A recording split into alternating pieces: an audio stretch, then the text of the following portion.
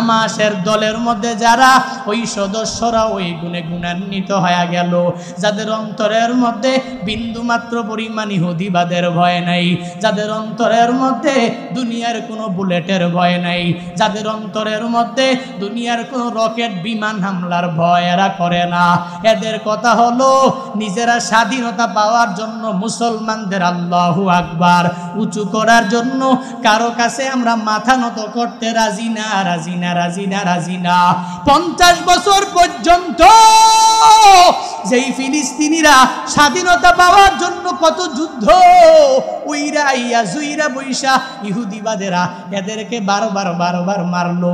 আমি নিজেও তো কত টেলিগ্রামের মধ্যে ভিডিও দেখেছি, ওই ফিলিস্তিনি বোনদের যেই বোনেরা চোখের পানি ফালায়া ফালায়া কান্না করে ছোট্ট বাচ্চাটারে মায়ের কোল থেকে নিয়ে চলে গেল। কই পশ্চিমারা তো এতদিন পর্যন্ত থামার জন্য কোনো স্লোগান দেয় নাই। জাতিসংঘ একটা বানায়া রাখছে, ওইটার মধ্যে ইসলামটারে এরা সাপোর্ট করতেও পারে না। শুধু এরা বলতে পারে যে ইহুদিবাদ এরা বড় হয়ে যাক, খ্রিস্টানরা বড় হয়ে যাক। এদের মনের চিন্তা হলো ইসলামটা সারা বিশ্বে সমুন্নত হতে পারবে না। এতদিন পর্যন্ত এদের দেখা যায় না, কিন্তু এখন যখন মুসলমানদের বিজয়গুলো শুরু হয়ে যায়, 4-5 দিন আগেও আয়রন ডোম যখন এদের ধ্বংস করে ফেললো, মাথা বড় গরম। হায় হায় রে, এবার বিজয়ী হতে পারবো না, এবার পরাজয় হয়ে যাব, এবার মাথা নষ্ট হয়ে গেল। যুক্তরাষ্ট্রের মতো এই বেয়াদবেরা, এই কুলাঙ্গারেরা আবার ইহুদিবাদের পক্ষে চলে গেল। এতদিন ফিলিস্তিনের স্বাধীনতাকামী বলে এখন মুক্তিকামী স্বাধীনতাকামীও এরা বলতে পারে না। বাংলাদেশের কিছু মিডিয়াও আমাদের ফিলিস্তিনি ভাইদের পক্ষে নিতে পারে না। হে মিডিয়ারা, হে হলুদ মিডিয়ারা, আমি জুনায়েদ আল হাবিব গতকালকেও বলেছি, আজকেও বলি, কালকেও বলবো, এর পরের দিনও বলবো, বাংলাদেশের হলুদ মিডিয়ারা যেখানেই যায় না কেন, যেই পথ তোমরা অবলম্বন করো না কেন, তোমাদের অন্তরে আল্লাহর প্রেম কম থাকতে পারে। মুসলমান তাওহীদি জনতার অন্তরের মধ্যে আমার মাওলার প্রেমের কমতি নাই। মুসলমানদের অন্তরের মধ্যে আল্লাহু আকবারের স্লোগানের মায়ার কোনো কমতি নাই। এরা আল্লাহু আকবার সমুন্নত করার জন্য আর একটা মুসলিম ভাইয়ের জন্য প্রয়োজনে মাঠে ময়দানে নেমে নিজের জীবনটাও দিয়ে দিতে পারবে, ঠিক কিনা? গাশিয়ার শেষের আয়াতগুলো পড়েছি আপনাদের সামনে খুতবায়, যে আয়াতগুলোতে আল্লাহ পাক রব্বুল আলামিন প্রথম 4টি আয়াতের মধ্যে প্রশ্ন ছুড়ে দিয়েছেন, হে দুনিয়ার কাফিরেরা, তোমরা কি একটু তোমাদের বিবেক দিয়ে একটু বিবেচনা করো না? এটা আল্লাহ পাক প্রশ্ন ছুড়ে দিয়েছেন। আফালা ইয়ানজুরুনা ইলাল লিবিলি কাইফা খুলিকাত ওয়া ইলাস সামাই কাইফা রুফিআত ওয়া ইলাল জিবালি কাইফা নুসিবাত ওয়া ইলাল আরদি কাইফা সুতিহাত। আল্লাহ পাক বলেন, আফালা ইয়ানজুরুনা ইলাল লিবিলি কাইফা খুলিকাত, হে কাফেরেরা, তারা কি তাকায় না যে কাফেরেরা আমি আল্লাহকে মানতে চায় না? এরা কি ইলাল ইবিলি কাইফা খুলিকাত, ওটের দিকে তাকায় না যে ওটেরে আমি আল্লাহ এত সুন্দর করে বানাইলাম, কেন তারা ওটের দিকে তাকায় না? আল্লাহ পাক বলেন, এই যে এত বড় দেহওয়ালা উট আমি আল্লাহ বানাইলাম, এই উটের দিকে কেন এরা তাকায় না? এই উট যে আমি আল্লাহ বানাইলাম, আমি আল্লাহর পরিচয় জানার জন্য উটের দিকে তাকাইলে এই পরিচয়টা অটোমেটিক বান্দা পেয়ে যাবে। এই জন্যই তো উটের দিকে তাকানোর কথা আল্লাহ কেন বললেন? বলে কাফেরেরা ওই জামানার মধ্যে এক জায়গা থেকে আর এক জায়গায় যখন রওনা হয়ে যাবে, ওই রওনা হয়ে গেলে তখন উট ছাড়া কোথাও যাওয়া যাবে না। ওটই হলো এদের বাহনের, যানবাহনের মধ্যে অন্যতম একটা। ওটের মাধ্যমে এক জায়গা থেকে আরেক জায়গায় এরা রওনা হয়ে যায়। উটের মাধ্যমে এক দেশ থেকে আরেক দেশের মধ্যে এরা পাড়ি জমায়। এদের যানবাহনের প্রধান মাধ্যম হলো উট। আল্লাহ এজন্যই বলেন, হে কাফেরেরা, এত সুন্দর করে যে আমি আল্লাহ উটটারে বানাইলাম, এই উটের উপরে বসে বসে উটের উপরে বুঝা দিয়া দিয়া দিয়া এত দূর পর্যন্ত তুই কেমনে যাও? একবারও তো এই উটের দিকে তুই তাকাও নাই। কত সুন্দর করে আমি আল্লাহ উটটারে বানাইলাম, এই উটটা তো অহংকার করে না। তোরা কেন দাম্ভিকতার সাথে দুনিয়ার মধ্যে চলাফেরা করো? এই যে উটের দিকে তাকাইলে একটু বোঝা যাবে, এত বড় বড় বুঝাগুলো উটের পিঠের মধ্যে দিয়া দিল। একটা বারের জন্য উট তার মালিকের বলে নাই, হে মালিক, আপনি যে এত বুঝা আমার পিঠের মধ্যে দিয়া দিলেন, ওই আমি তো এই বুঝা বহন করতে পারবো না, এই বুঝা আপনার পিঠে নিবেন, আমি নিতে পারবো না। একটা বারের জন্য ও তার মালিকের বলে না, এই যে পিঠের মধ্যে এত বুঝা দিয়েছেন আর দেওয়া যাবে না। কেন বলে না? কারণ ওর জানে তার মালিকের খায়, তার মালিকের কথা অনুযায়ী তার সুন্দরভাবে চলা লাগবে। ওটের কথা মালিক শুনে না, উট মালিকের কথা শুনিয়া শুনিয়া চলে, মালিকের কথার বাহিরেও চলে না। আল্লাহ বলেন, হে মানুষেরা উটের দিকে তাকাও, কত সুন্দর করে নরম মেজাজ দিয়ে আমি আল্লাহ উটটারে বানাইলাম। একটা বারের জন্য উট কারো সাথে অন্যায় আচরণটাও করলো না। এত বোঝা নিয়ে নিয়া এক জায়গায় থেকে আরেক জায়গার মধ্যে উট চলে গেল, একটা জায়গা থেকে আরেক জায়গায় গেল, আবার বুঝা নিয়েও চলে গেল। তুই আশরাফুল মাখলুকাত হয়েছো, আশরাফুল মাখলুকাত মানুষ হওয়ার পরেও ওই উট অহংকার করে না। তোর দিলের মধ্যে অহংকারের কোনো অভাব নাই। আমি বড় বক্তা, আমার মতো বড় বক্তা এই এলাকার মধ্যে কেউ নাই। আমি বড় ইমাম, আমার মতো বড় ইমাম আমার এলাকার মধ্যে কেউ নাই। আমি বড় খতিব সাহেব, আমার মতো বড় খতিব সাহেব এই এলাকার মধ্যে কেউ নাই। এই উপজেলা জেলার মধ্যে একটাও আর হতে পারে না। আমি বড় মেম্বার, আমার মতো বড় মেম্বার এলাকার মধ্যে হতে পারে না। আমি বড় চেয়ারম্যান, আমার মতো বড় চেয়ারম্যান ইউনিয়নের মধ্যে হতে পারে না। আমি মেম্বার অফ পার্লামেন্ট, আমি কেন তারে সালাম দিব? সে আমার পায়ের সামনে এসে সালাম দিবে, সে আমারে কদমসি করবে, আমার পায়ের মধ্যে সে পড়ে যাবে। এই চিন্তা নিয়ে নিয়া আশরাফুল মাখলুকাতেরা কেমনে আগায়া যায় দেখছনি? অহংকার অন্তরের মধ্যে নিয়ে নিয়া এই আত্মিক রূপটা লালন করে সমাজে আছে না না? আল্লাহ বলেন, ওই উটের দিকে তাকায়া দেখো, যেই উটটারে আমি আল্লাহ এত সুন্দর করে বানাইছি, ওই উটের দিকে বান্দা যদি তুই একটু তাকাও, তাহলে কশিনকালেও তোর দ্বারা অহংকার মানায় না। আল্লাহ এজন্যই তো হাদিসে কুদুসির মধ্যে নিজেও জানায়া দিলেন, হে আমার বান্দারা, আল কিবরিয়া উরিদাই ওয়াল আজমাতু ইজারি ফামান নাযাআনি ওয়াহিদাম মিনহুমা ফাযাবতুহু ফিন্নার। আল্লাহ তাআলা হাদিসে কুদুসির মধ্যে নিজেই জানায়া দিলেন, অহংকার অহংকার অহংকার আমার চাদর, ওয়াল আজমাতু ইজারি, আর বরত্ব আমার লুঙ্গি স্বরূপ। ফামান নাযাআনি ওয়াহিদাম মিনহুমা, এই দুইটা নিয়ে আমার যে বান্দারা টানাটানি করবে, ফাযাবতুহু ফিন্নার, একে আমি জান্নাতে দিব না, বরং জাহান্নামে নিক্ষেপ করব। আল্লাহ তাআলার অহংকার চাদর নিয়ে টানাটানি করা যাবে না, কারণ অহংকার দুনিয়ার কোনো মানুষের দ্বারা মানায় না। ওটা এত বড় দেহ হওয়ার পরে অহংকার করে না, ঘোড়া এত বড় দেহ হওয়ার পরেও একবারের জন্য অহংকার করে নাই, গরুর এত বড় দেহ হওয়ার পরেও একটা বারের জন্য অহংকার করে নাই।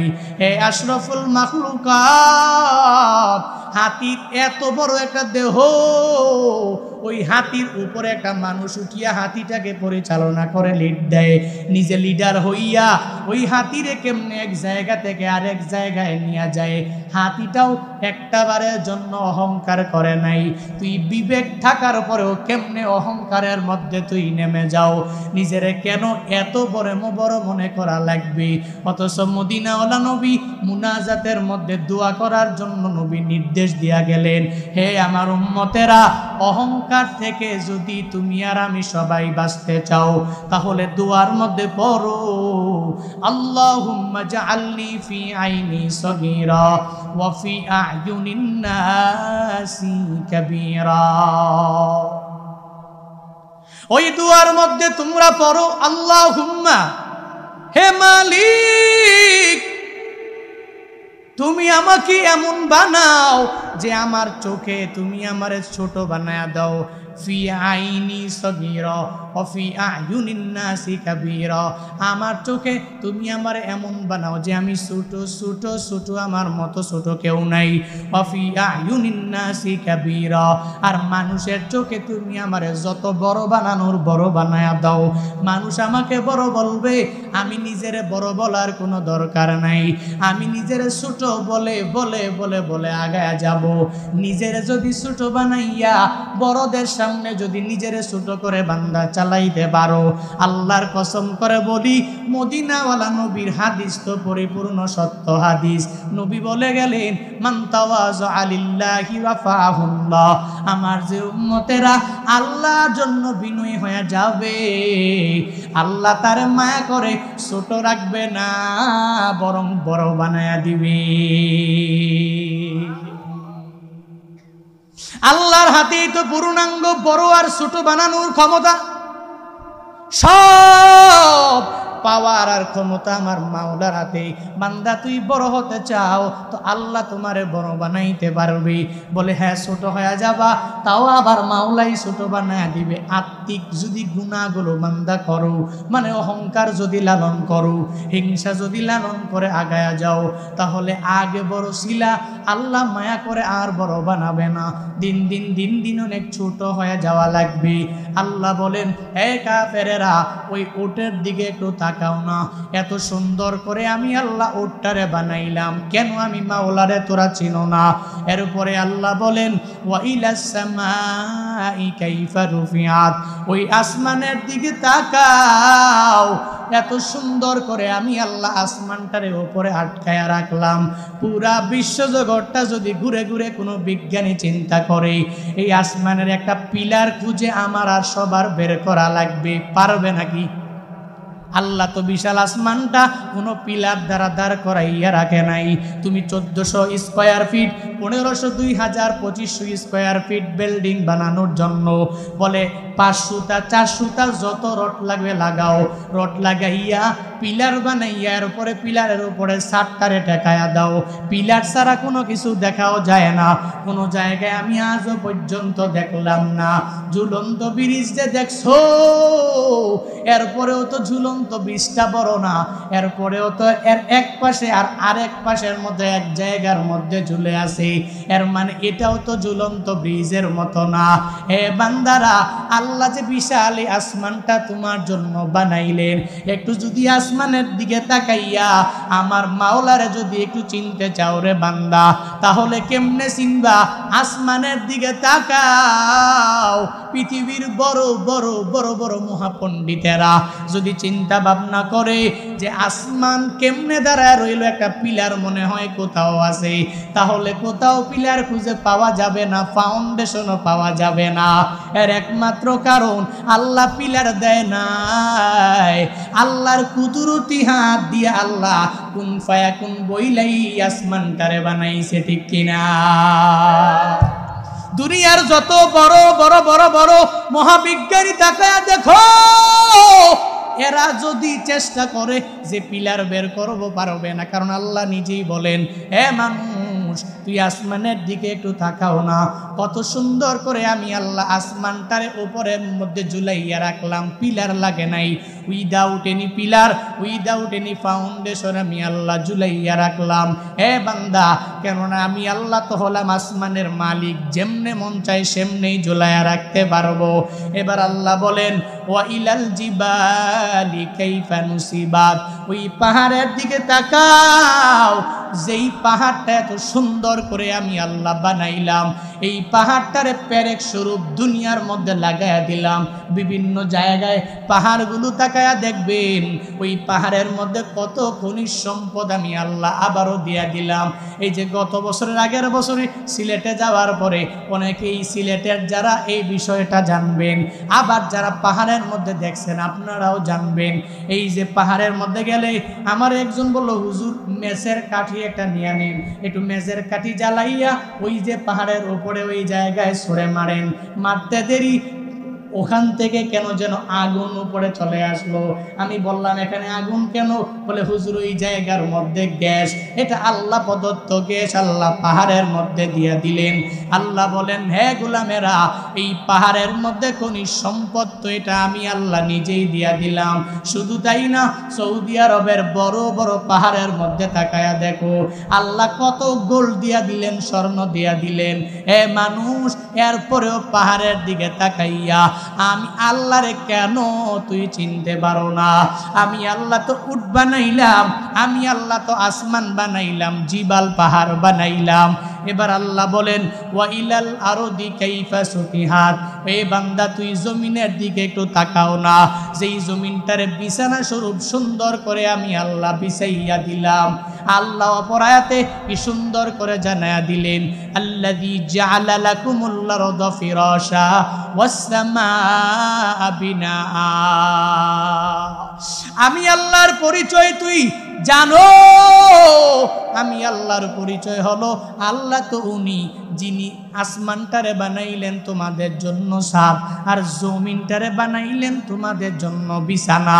আল্লাহ বলেন, এই আসমান আমি আল্লাহ বানাইলাম, জমিনও আমি আল্লাহ তো বানাইলাম, তোর জন্য বিছানা স্বরূপ বানাইলাম। এই সব কিছু আমি আল্লাহর সৃষ্টি। আল্লাহ কেন এই চারটার কথা বললেন, অন্যগুলোর কথা কেন বলেন নাই? মুফাসসিরিনে কেরাম বলেন, আল্লাহ ওই জামানার কাফেরদেরকে উদ্দেশ্য করে প্রশ্নগুলো ছুড়লেন। যেই কাফেরেরা একটু ঘর থেকে বের হইয়া কোথায় যাওয়ার জন্য ওট নিয়ে রওনা হয়ে গেল, ওটের উপরে নিজে বসলো, এরপরে যখন যায়, সামনে যখন যায় তাকাইয়া দেখে তার উপরে তো আসমান, যেখানেই যাবে ওখানেই আসমান, যেখানেই যাবে তার উপরে তো আসমান, আর যেখানেই যাবে তার ডানে বামে পাহাড়ের কোনো অভাব নেই, আর যেখানেই যাবে তো জমিনের উপর দিয়াই তো তার যাওয়া লাগবে। যেখানেই যাবে সাথে উট আর উপরে আসমান, নিচে জমিন আর ডানে বামে জিবাল আর পাহাড়। আল্লাহ বলেন, তুই উট দিয়ে যাও, আমি আল্লাহর বানানো উটটারে তুই একটু দেখো না, তুই উটের উপর বসে বসে আসমানের নিচে দিয়ে যাও, আসমানের দিকে তাকাও না, তুই উটের উপরে বসে বসে তুই জমিনের উপর দিয়ে যাও, জমিন নিয়ে একটু ভাবো না। তুই উটের উপরে বসে বসে কত সুন্দর সুন্দর পাহাড়গুলো দেখো, কিন্তু একটা বারের জন্য পাহাড়ের দিকে বান্দা তুই তাকাও না। হে মানুষ, যদি আসমানের দিকে তাকাইতি, জমিনের দিকে তাকাইতি, ওটের দিকে তাকাইতি, পাহাড়ের দিকে তাকাইতি, আমি আল্লাহরে নিয়ে গবেষণা করা লাগতো না। আমি আল্লাহ যে একজন উট বানাইলাম, আসমান বানাইলাম, জমিন বানাইলাম, আমি আল্লাহ তুরেও বানাইছি, তাহলে কশিন কালেও আমি আল্লাহর বিরুদ্ধে তুই যাইয়া আমি আল্লাহর ধর্মের বিরুদ্ধে যুদ্ধের ঘোষণা দিতি না। এ কাফেরেরা, যদি আমি আল্লাহর এই জিনিসগুলা নিয়ে একটু চিন্তা ভাবনা গবেষণা করতা, তাহলে কি পরিমাণ ফায়দা তোর হতো জানোনি? আমার মদিনাওয়ালা নবীর হাতে কালিমা পড়ে মুসলমান হয়ে গেলি, ওই যে আখিরাতেও তোর জন্য হয়ে পাইয়া যাইতি তুই জান্নাত, আর দুনিয়াতেও হয়ে যাইতি কামিয়াব। আল্লাহ এই চারটা প্রশ্ন করে প্রশ্ন ছুড়ে দিলেন। এরপরে আল্লাহ নবীকে এবার জানায়া দিলেন, অনবী আমার, ফাজাক্কির ইন্নামা আনতা মুজাক্কির, হে নবী আপনি উপদেশদাতা, শুধু উপদেশ দেওয়ার ক্ষমতা আপনার, হিদায়াত তো আপনি দিতে পারবেন না, কারণ হিদায়াত নবী দিতে পারবে না, হিদায়াত দিবেন কে? আরো জোরে বলেন, কার কাছে চাবিকাঠি? নবী দিতে পারবে? আমি দিতে পারবো? কোন হুজুর দিতে পারবে? হুজুরের ক্ষমতা নাই, স্বয়ং নবীরও ক্ষমতা ছিল না হিদায়াত দেওয়ার। হিদায়াতের মালিক একমাত্র আল্লাহ। এই জন্যই তো আল্লাহ কোরআনে বিভিন্ন জায়গায় নবীকে বলেন, নবী আপনি শুধু উপদেশদাতা মাত্র, উপদেশ দিবেন, দাওয়াত দিবেন, আপনাকে তো আমি দারোগা করে পাঠাই নাই, এদের পিটাইয়া ইসলামের দাওয়াত দেওয়া লাগবে। লাস্তা আলাইহিম বিমুসাইতির, আমি আপনাকে বানাই নাই, দারোগার কাজে লাগাই নাই, এদের সাথে মারামারি করে কাটাকাটি করে এরপরে ইসলামের দাওয়াত দেওয়া লাগবে। তবে হ্যাঁ, যখনই কাফের মুশরিক বেঈমানরা আপনাকে আক্রান্ত করে ফেলবে, আক্রান্ত হলে পরে এরপরে আপনি আক্রমণ করতে পারবেন, কোনো অসুবিধা। ইসলাম তো ধর্ম, আমার রিলিজিয়ন ইসলাম। মদিনাওয়ালা নবীকে কি সুন্দর করে আল্লাহ তাআলা জানায়া দিলেন, ফাযাক্কির ইন্নামা আনতা